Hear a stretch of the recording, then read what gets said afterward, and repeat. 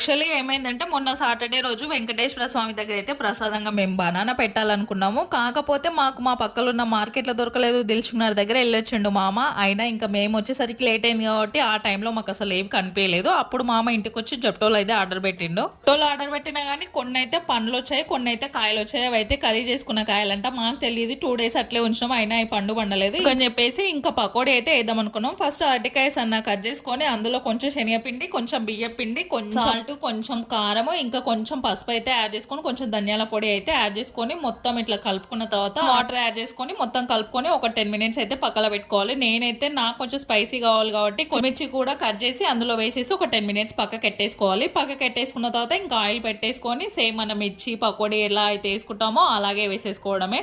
Literally main taste ఎలా ఉంటుందో అనుకున్నాం కానీ చాలా బాగుంది. మేము ట్రై చేసినాం కానీ మాకైతే చాలా బాగా నచ్చింది. మీకు కూడా ఎవరికైనా డిఫరెంట్ గా ట్రై చేయాలనిపిస్తే ఇలా ట్రై చేయండి. అరటికాయతో చాలా